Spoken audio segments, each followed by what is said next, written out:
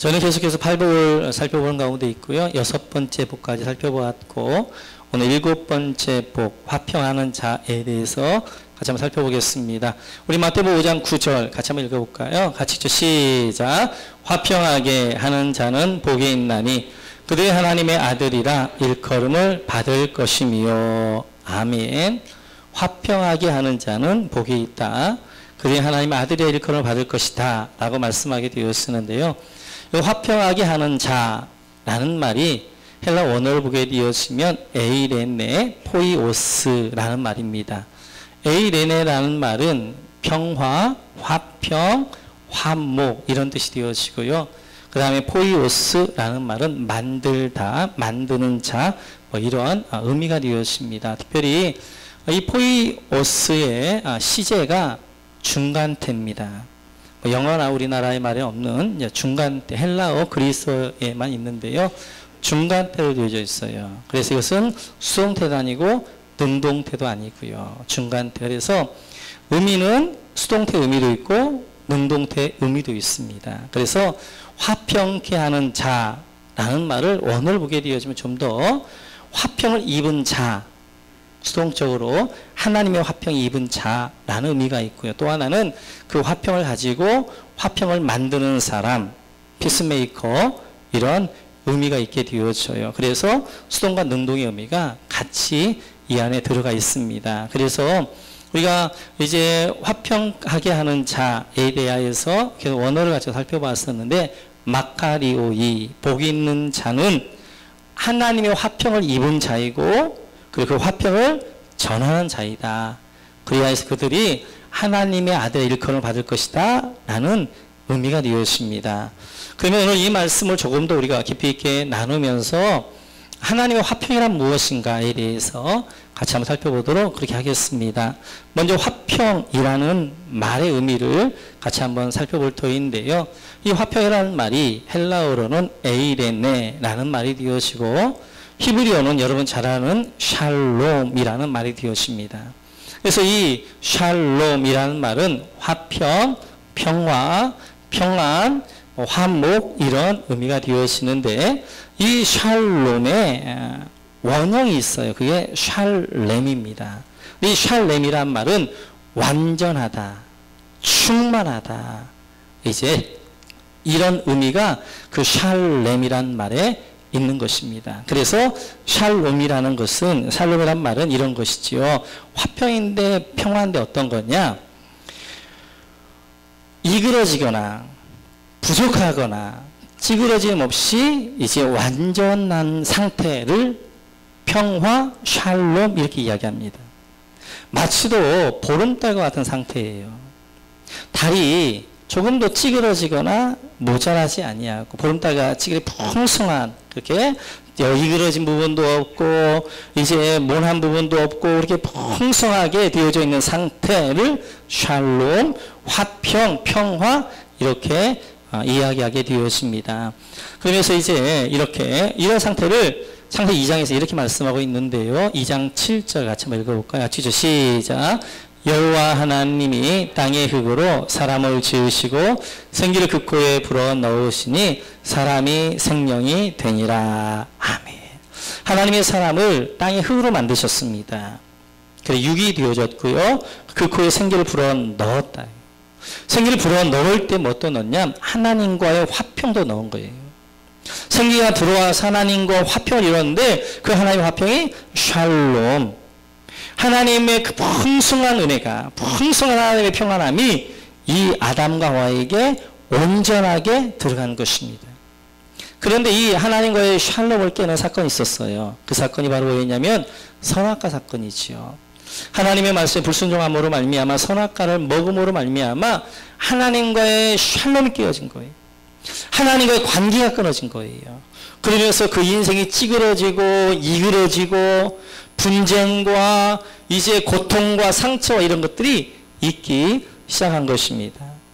이렇게 하나님과의 샬롬, 하나님과의 평화, 화평이 깨어진 것을 하나님 어떻게 해결을 하셨느냐? 우리 한번 같이 보겠습니다. 말씀을. 네, 골로새서로 보죠. 같이 읽죠. 시작.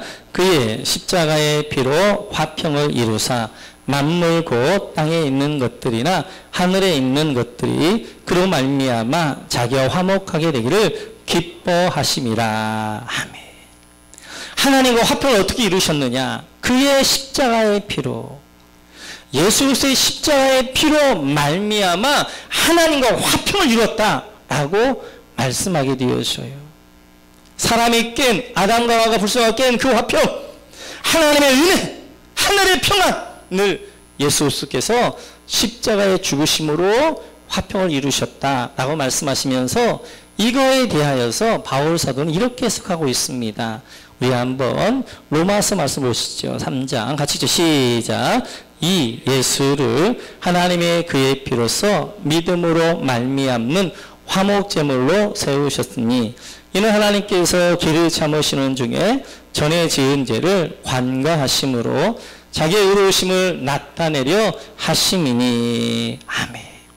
예수님의 십자가의 죽으심, 그래서 화평을 이루신 이 일에 대하여서 오늘 바울 사도는 화목제물로 세워졌다라고 말씀하게 되어져요.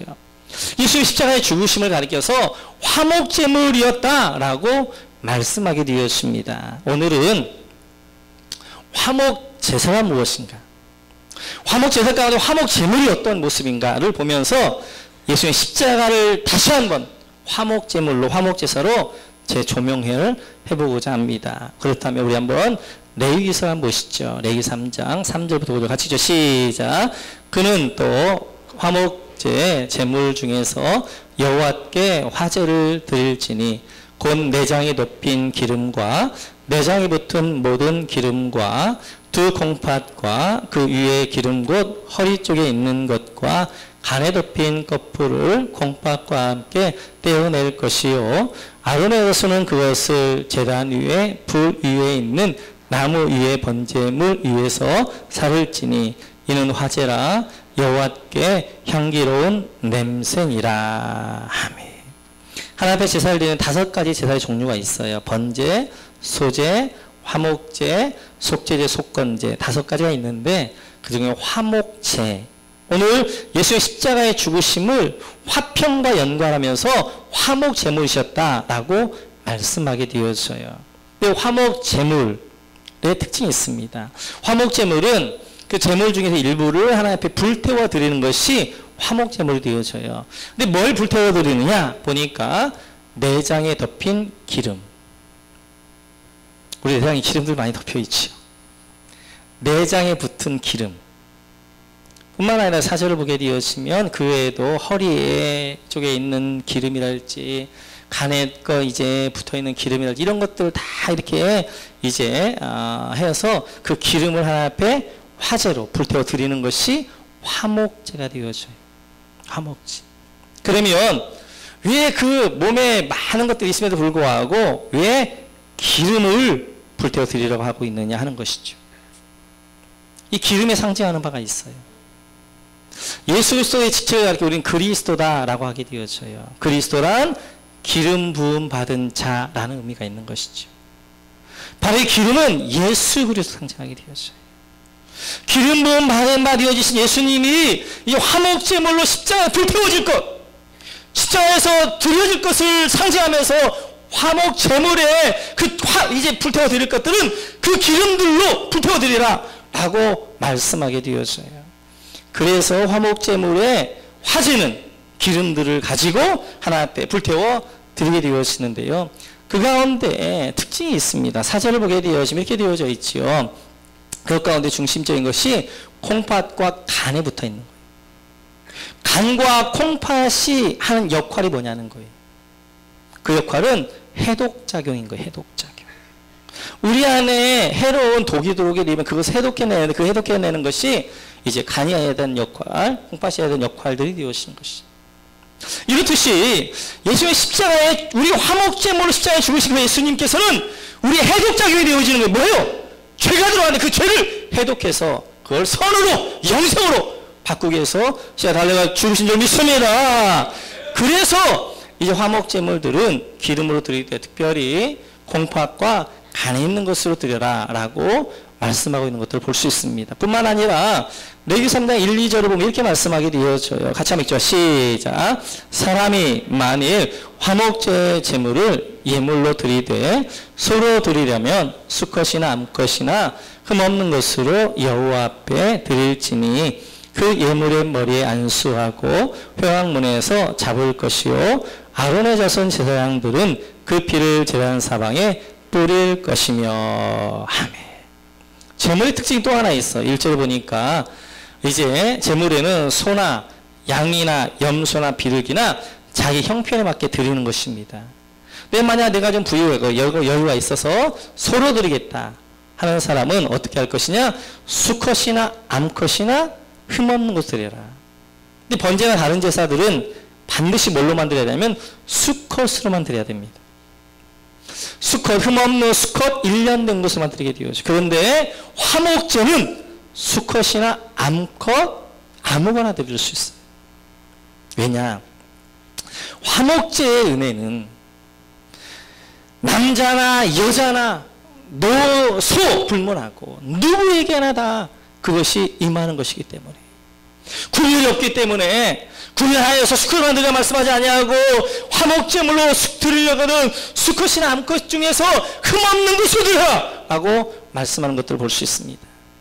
이렇듯이 이 화목제 하나님과 화평을 이루는 이유는 내가 누구냐 하는 것에 따라서 내가 남자냐 여자냐 아니면 내가 늘 이제 나이를 연세를 많이 아니면 젊냐 아니면 유대인이냐 이방인이냐 이거에 관계없이 남녀노소 유대인과 이방인 상관없이 동일하게 임할 줄 믿습니다.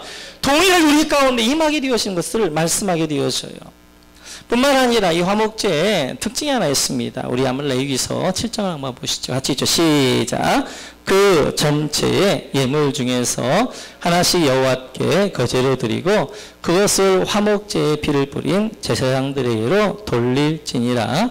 감사함으로 드리는 화목제물의 고기는 드리는 그날에 먹을 것이요 조금이라도 이튿날 아침까지 두지 말 것이니라. 아멘. 이게 화목제로 드렸던 제물은 이제 그날 먹으라는 것입니다. 근데 먹되 누구와 함께 먹어야 될 것이냐? 제사장과 헌제자, 제물을 드렸던 사람과 함께 먹으라는 거예요. 화목제를 드리면 화목제 이후에 반드시 뭐가 있냐면 잔치가 있습니다. 잔치. 화목제물을 같이 먹게 되어지는 그러한 은혜가 있게 되어져요. 하나님과 사람이 화목되어져서 잔치 가운데 은혜 가운데 들어간다 하는 것들을 상징하게 되어져요. 그래서 다른 예물들은 제사장이 돌리지만 화목제물은 제사장과 헌제자 이제 제물을 드렸던 사람과 함께 잔치를 벌이며 같이 먹고 하나님의 화평이 우리 가운데 이루어졌습니다. 잔치의 은혜, 우리 삶 가운데 잔치의 은혜가 이루어졌다는 것들을 다시 한번 확인하는 것입니다. 이 화목제, 이 화목잔치에 이제 결국 결론 보여주고자 하는 이제 그것은 무엇이냐? 요한계시록이죠. 19장 한번 보시겠습니다. 9절 같이 읽죠. 시작. 천사가 내게 말하기를 기록하라. 어린 양의 혼인잔치에 청함을 받은 자들은 복이 있도다 하고 또 내게 말하되 이것은 하나님의 참되신 말씀이라 하기로 하매.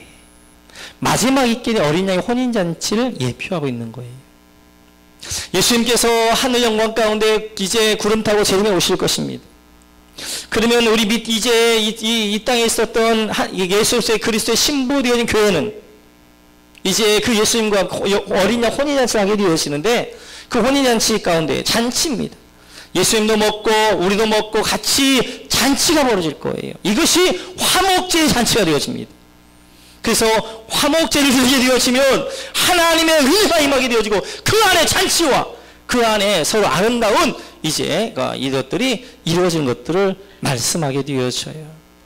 그래서 우리 예수님의 십자가의 죽으심을 여러 가지로 의미로 할 수 있는데 오늘은 화목제를 중심으로 예수의 십자가가 어떤 의미인가를 다시 한번 확인해 보면서 성경에서 화목제를 가장 크게 드렸던 적이 이때였습니다. 우리 한번 신명기서 한번 보시죠. 같이 읽죠. 신명기 27장 같이 읽죠. 시작. 너희가 요단을 건너거든 내가 오늘 너희에게 명령하는 이 돌들을 에발산에 세우고 그 위에 석회를 바를 것이며 또 거기서 내 하나님 여호와를 위하여 제단 곧 돌단을 쌓되 그곳에 쇠현장을 대지 말지니라.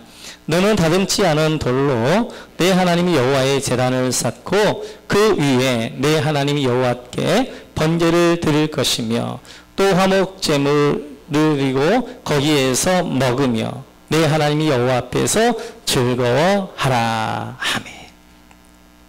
모세가 이스라엘 백성들에게 이제 명령하는 것입니다. 너희가 요단강을 건너서 가나안 땅에 가게 되었으면 에발산에 서라. 세겜 땅에는 마주보는 산이 있습니다. 그 산이 하나는 에발산이고 하나는 그리심산이 되어져요. 근데 이 그리심산은 축복의 산입니다. 이 그리심산에 축복을 선포하라 라고 말씀하셨고요. 그리고 에발산에서는 저주를 선포하라 말씀하셨어요. 그래서 그리심산은 축복의 산이고 에발산은 저주의 산이 되었습니다. 그래서 그리심산에는 나무도 풍성하고요. 이게 생명도 풍성한데 에발산은 마치도 이제 메마른 그런 산이 되어져요. 오늘 모세가 하나님이 이스라엘 백성들에게 요단강을 건너가서 그 다음에 너희가 정착한 다음에 에발산에서 번제와 화목제를 드리라는 것이 하나님 앞에 제사를 드리라는 것입니다. 우리가 생각할 때는 그리심산에 드리면 더 좋지 않나. 축복의 산이니까. 그리심산이 더 좋을 것 같은데 그리심산에 드리는 것이 아니라 에발산에서 드리라는 거예요. 거기서 특별히 뭘? 화목제사를 드리라는 것입니다. 화목제사. 그렇다면 왜 에발산에서 화목제사를 드려야 되느냐 하는 것이죠. 왜 에발산에 하는 거예요? 그것은 바로 이제 화목제사가 무엇인가를 더 명확하게 보여주고 있는 것 가운데 하나입니다. 에발산에서 화목제를 드릴 때 이스라엘 백성도 이렇게 고백하는 것이며 하나님, 나는 에발산과 같은 존재입니다. 하나님, 나는 저주받기 합당한 자입니다. 에발산과 같이 메마른 영혼입니다. 하나님의 평화가 없이는, 하나님과의 화평이 없이, 하나님과 화목하게 없이는 나는 살 수 없는 자입니다. 대신 그 예물을 드려 어떻게, 그 제단을 쌓을 때 어떻게 쌓을 것이냐? 사람의 손으로 다듬지 아니하는 걸로 하라는 것이. 그 이제 하나님 앞에 제사를 드릴 때 그 제단은 사람의 손으로 다듬지 않은 돌로 제단을 쌓으라는 것입니다. 하나님과의 화평을 이루는 것, 하나님의 평안이 이루어지는 것, 그것은 사람이 만들어내는 것이 아니라 하나님이 주시는 것입니다. 라고 고백하며 제사를 드리는 것이 바로 에발산에 드리는 화목제사가 되어져요. 그래서 우리 하나님 앞에 화목제사로 나가는, 하나님과 화목회에서 나가는 자는 반드시 우리는 어디서 해야 될 것이냐? 에발산에서 해야 됩니다. 에발산에 서서 우리 이렇게 오래 살아야 돼. 하나님, 나는 하나님의 저주받기에 마땅한 자입니다. 하나님, 나는 에발산과 같이 메마른 자입니다. 강팍한 자입니다. 하나님의 은혜만이, 하나님의 평화만이, 하나님의 화평만이 나에게 필요한 자입니다. 라고 고백하는 자에게 하나님 앞에 임할 줄로 믿습니다. 하늘의 평화가 임할 줄로 믿습니다. 그 고백을 가지고 우리가 예배하는 것이고, 그런 고백으로 나와서 예배하는 것. 오늘 이 예배가 하나님 앞에 화목제가 되어지는 거예요. 하나님과 막혀있던 것, 하나님과 끊어져 있던 것, 하나님과 떨어져 있던 것들을 화목케 하는 일들이 바로 예배가 되어지는 것이고, 일주일에 우리의 삶을 가지고 나와서 하나님, 나는 메마른 자입니다. 하나님, 연약한 자입니다. 하나님의 은혜만이 필요한 자입니다. 하나님의 평화만이 나에게 필요한 자입니다. 라고 해서 나와 합의 예배하는 것이 예배가 되는 줄 믿습니다. 그러면서 로마서에 보면 바울사는 이렇게 이야기하게 되어져요. 같이 한번 읽죠. 로마서 5장 8절부터 시작. 우리가 아직 죄인 되었을 때 그리스도께서 우리를 위하여 죽으심으로 하나님께서 우리에 대한 자기의 사랑을 확증하셨느니라. 그러면 이제 우리가 그의 피로 말미암아 의롭다 하심을 받았으니 더 그로 말미암아 진노하심에서 구원을 받을 것이니 곧 우리가 원수 되었을 때 그의 아들의 죽으심으로 말미암아 하나님과 화목하게 되었은즉 화목하게 된 자로서는 더욱 그의 살아나심으로 말미암아 구원을 받을 것이니라. 그뿐 아니라 이제 우리로 화목하게 하신 우리 주 예수 그리스도로 말미암아 하나님 안에서 또한 즐거워하느니라. 아멘. 10절 보게 되어지니까 이렇게 말씀하게 되어지죠. 10절 보여주시겠어요? 예, 우리가 하나님과 원수 되었을 때 바로 그의 아들 예수 그리스도를 죽으심으로 말미암아 하나님과 화목하게 하셨어요. 화목하게 되어진, 그래서 이제 화목 제사로 예수님께 드려졌는데 그 화목 제사로 만약 우리가 구원을 받았습니다. 그러면 11절에 보게 되어지니 이게 말씀하게 되어지죠. 이제 우리가 화목하게 하셨으니 우리가 어떻게 그 화목 하나님 안에서 화목 안에서 즐거워하고 기뻐한다라고 말씀하게 되어져요. 우리가 이제는 화목해 하는 자, 먼저는 내가 화평을 입어야 될 줄 믿습니다. 이 화평이라는 것이 하늘의 화평이 되어지는 거예요. 하늘의 화평. 하늘의 화평을 임하는데 그 하나님의 화평은 바로 예수의 십자가를 통하여서 우리 임하는 것이. 예배 때 내가 화목의 제물을 가지고 예수를 힘입어서 나아갈 때 하나님의 화목이 하늘의 평화가 내 안에 임한 줄 믿습니다. 그 평화가 나를 붙잡게 되어 그 평화가 나를 주장하게 되어 하늘의 안식이 내 안에 임하게 되는 것들을 볼 수 있어요. 그래서 우리가 이렇게 찬양하게 되어지죠. 평화, 평화로다 찬양하게 나갈 텐데요. 같이 한번 찬양하겠습니다. 평화, 평화로다 하늘 위에서 내려오네.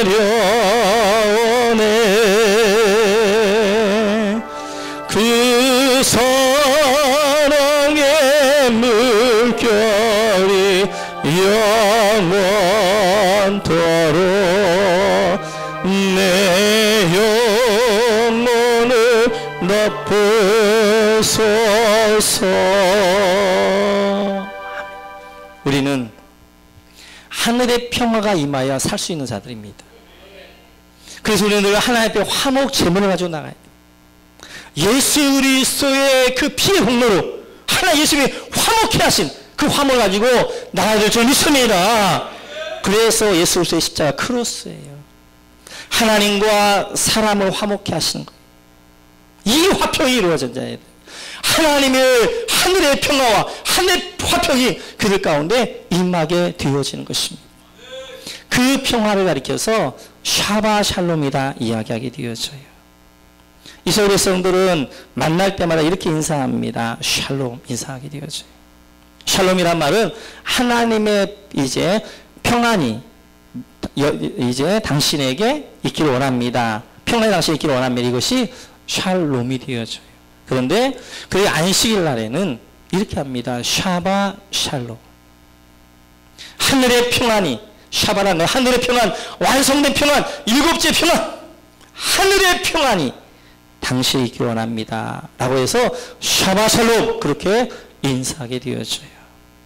여러분 모두에게도 샤바 샬롬의 축복이 할렐루야, 하늘의 평안의 축복이 할렐루야, 하나님과 화목하기 위해서 하늘의 안식, 하늘의 영광, 하늘의 평화, 화평이 여러분을 주장하기를 주의로 축원합니다. 하늘의 화평이 주장하게 되어지면 환경이 주는 그 어떠한 흔들림 가운데도 견고해지는 거예요. 하늘의 평화가 임한 한 예를 같이 볼 터인데요. 오늘 사도행전 12장 한번 보겠습니다. 같이 읽죠. 시작. 이에 베드로는 옥에 갇혔고 교회는 그를 위하여 간절히 하나님께 기도하더라.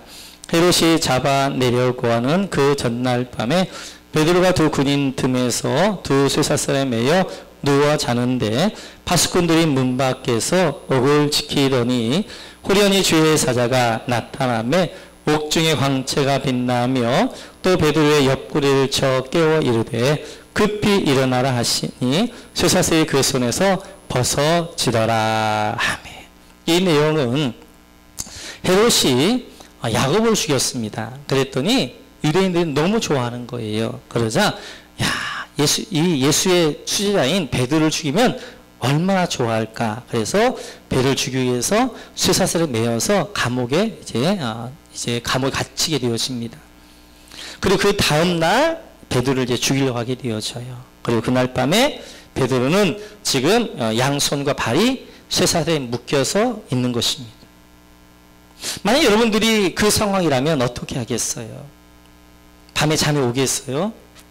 밤새도록 잠 못 자겠지요. 특별히 베드로는 굉장히 다혈질인 사람이에요. 예수님을 잡는 것들을 보고 그는 칼을 들어서 말고의 귀를 베일 정도로 이제 다혈질이었던 그 사람. 그랬던 베드로인데 오늘 그 상황 가운데 잠을 자고 있는 거예요. 얼마나 심하게 잠을 자고 있는지 천사가 와서 깨웠는데 일어나지 않는 것입니다. 우리도 자녀들을 깨울 때 어떻게 해요? 일어나지 않으면 어디를 쿡 찔러든지 코를 비틀든지 막 그러고 그러잖아요. 그런 것처럼 이 베드로 안 일어나니까 천사가 옆귀를 쳤어요.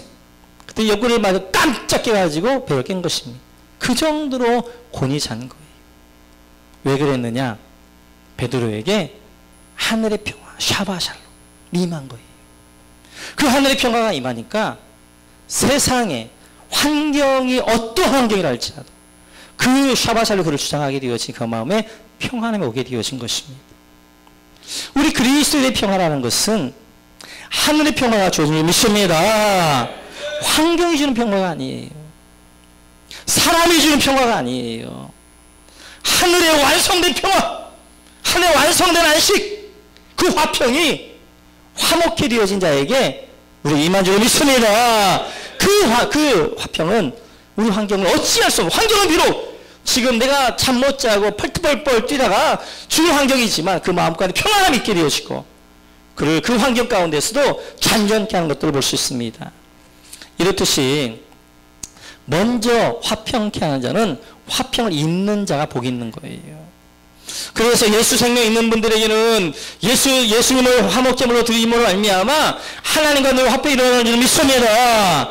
여러분 모두에게도 하나님의 평안이, 하나님의 안식이 함께 하시기를 주님의 이름으로 축원합니다. 뿐만 아니라 이제는 능동태, 내가 화평케 하는 자가 되어져야 돼요.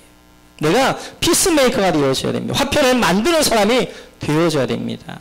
그러면서 고린도후서 5장을 보면 우리를 이렇게 말씀하게 되어져요. 같이 한번 읽죠. 시작. 그런즉 누구든지 그리스도 안에 있으면 새로운 피조물이라. 이전 것은 지나갔으니 보라 새 것이 되었도다. 모든 것이 하나님께로서 났으며 그가 그리스도로 말미암아 우리를 자기와 화목하게 하시고 또 우리에게 화목하게 하는 직분을 주셨으니 곧 하나님께서 그리스도 안에 계시사 세상을 자기와 화목하게 하시며 그들의 죄를 그들에게 돌리지 아니하시고 화목하게 하는 말씀을 우리에게 부탁하셨느니라. 아멘. 17절에 보니까 보라 새로운 피조물이다 라고 말씀하게 되어져요. 그리스도 안에 있는 사람들은 새로운 피조물, 하나님의 새로운 창조물이 되어졌어요. 그러면 18절에 보게 되어지니까 이제 이런 새로운 피조물들은 하나님께로부터 났고 하나님과 화목하게 되어졌다는 것입니다. 이렇게 하나님의 화목이 임하는 사람에게는 하나님이 하는 직분을 하셔서 그 직분이 화목하게 하는 직분이라는 거예요. 그래서 이제 오늘 화목하게 하는 이 직분들을 맡았다는 것입니다. 그리고 화목하게 하는 직분이 뭐냐는 거예요.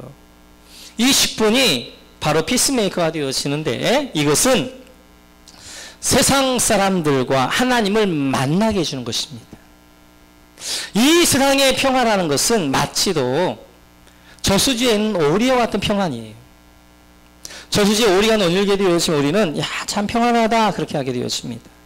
그런데 저수지에 오리가 겉으로 평안한 것 같지만 발밑에서 그 발은 거기 떠있기 위해서 몸부림을 치는 거예요. 그건 참 평안이 아닌 것입니다. 이제 하나님의 평안은 영과 육의 평안을 이야기하게 되어지는 거예요.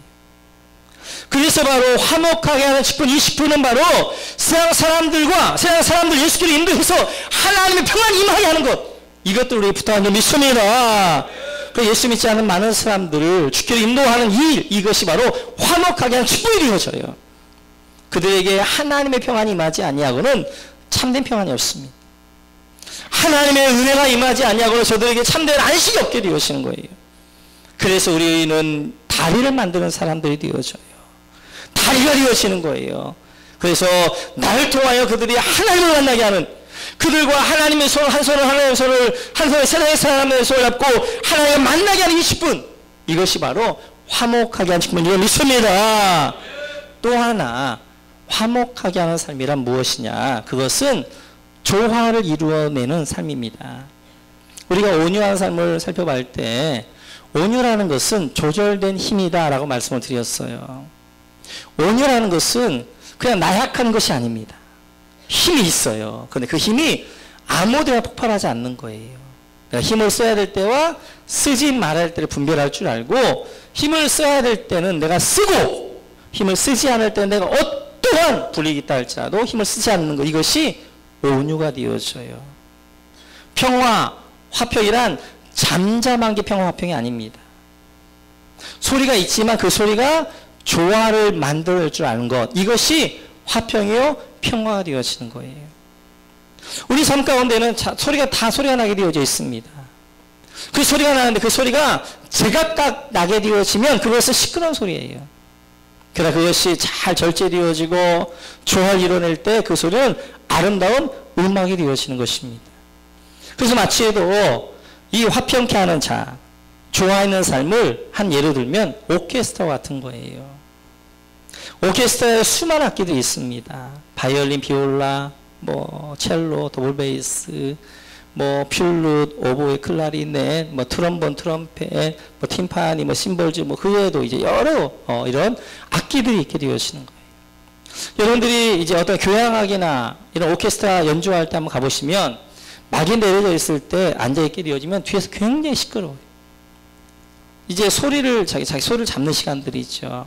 그래서 막 시끄럽고 막 띵긋띵긋띵긋 막 시끄럽단 말이에요. 그런데 막이 쫙 올라가면서 쥐가 딱 나와서 쥐가 창에서 쫙 쥐할 때는 하루 쫙 나오는데 그 소리는 너무너무 아름다운 소리인 거예요.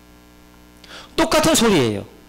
똑같은 소리인데 그 소리가 어떻게 만들어지냐에 따라서 그 소리가 아름다운 음악이 되어지도 않으면 어떤 시끄러운 소음이 되어지기도 하는 것입니다. 조화로운 화평케 하는 피스메이커는 소리가 없는 사람이 아니라 어디 가든지 그가 가면 조화를 만들어낼 줄 아는 사람, 이 사람이 화평케 하고 피스메이커를 믿습니다.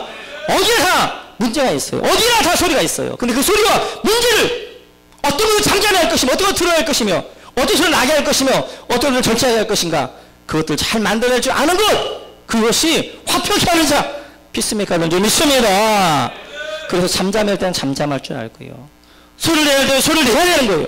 소리를 내야 될 때 안 내고 내지 말 내는 거, 불협화음이 되어지면 이것은 시끄러운 소리가 되어지는 거예요.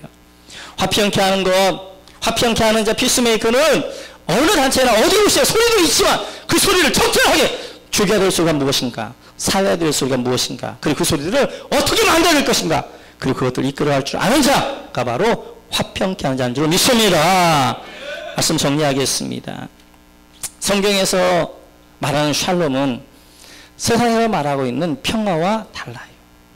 세상의 평화는 아이러니하게도요, 평화를 만든다고 하면서 군인이 나가게 되어진 거예요. 그래서 평화 유지 군 해서 어떻게 하는 거예요? 가서 사람을 죽이면서 평화를 만들어낸다는 것입니다. 아니에요. 그건 평화가 아니에요. 성경에서 평화 샬롬이라는 것은 하나님과의 이제 관계 가운데 찌그러거나 이그러지지 않고 완전한 관계, 하나님의 풍성한 화평이 임하는 것, 이것이 평화가 되어지고, 이런 분은 세상에 나가서 복음을 증거해서 그 사람도 그 평화가 임하기 원하는 것이고, 이런 분은 어디 가든지 가는 곳곳마다 조화를 이뤄낼 줄 알아서 내가 여기서 무엇을 해야 될 것인가, 내가 어떤 소리를 내야 될 것인가 알아서 가는 곳곳마다 불협화음을 만들어 트러블 메이커가 되어지는 것이 아니라 가는 곳곳마다 조화를 만들어내는 피스메이커가 되어지는 것입니다. 여러분 모두에게 하늘의 평화가 함께 하시는 것을 축원합니다. 여러분 모두 완전 하나님의 평화가 안식 함께 하시는 은혜가 있기를 주님의 이름으로 축원합니다. 이 시간 같이 한번 찬양하겠습니다. 하나님, 이 시간 하늘의 평화가 내 안에 임하길 원합니다. 이런 마음 가지고 우리 평화로다 같이 찬양하면서 앞에 나가겠습니다. 평화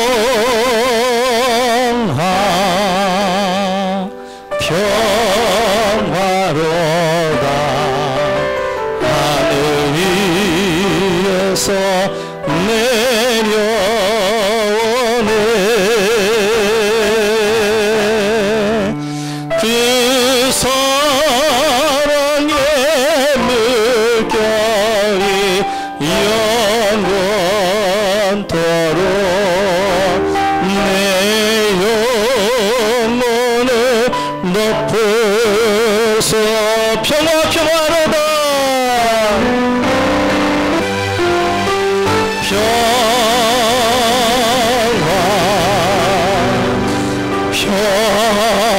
평화로다 하늘 위에서 내려오네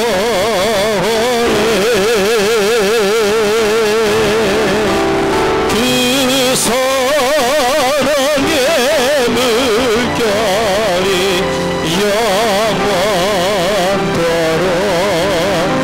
내려오네. 다 솔로 들어가고 생각할까요? 하나님의 평화가 안식의 안에 임을 원합니다. 평화로다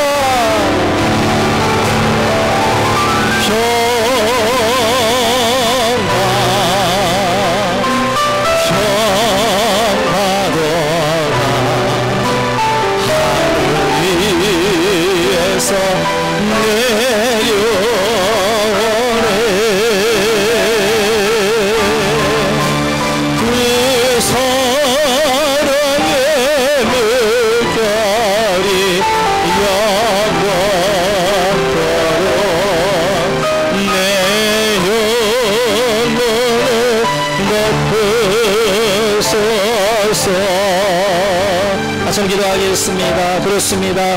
우리의 평화라는 것은 세상의 평화가 아닙니다. 하늘의 평화, 완성되어진 평화, 하늘의 안식이 주어지는 것입니다. 그러기 위해서 우리가 에발산에 서야 돼요. 하나님, 난 에발산과 저주받기에 마땅한 자입니다. 하나님의 평화가, 하나님의 안식과 하나님의 은혜가 임할 수 없는 죄인입니다. 그리고 그 에발산에서 화목제물이신 예수 그리스도를 힘들어 나가야 됩니다. 하나님, 나에게 하나님의 은혜만이 필요합니다. 나에게 하나님의 안식만이 필요합니다. 하나님의 평화와 화평, 하나님의 샬롬만이 필요합니다 라고 고백을 좀 했습니다. 뿐만 그런 이제 평화를 받은 분들은 나가서 화목하게 한 직책을 감당하게 되시고 피스메이커가 되시는 것이 하나님, 오늘 이 아침에도 우리에게 하늘 평안으로 인도하여 주셔서 주여 한번 하나 기도하겠습니다. 주여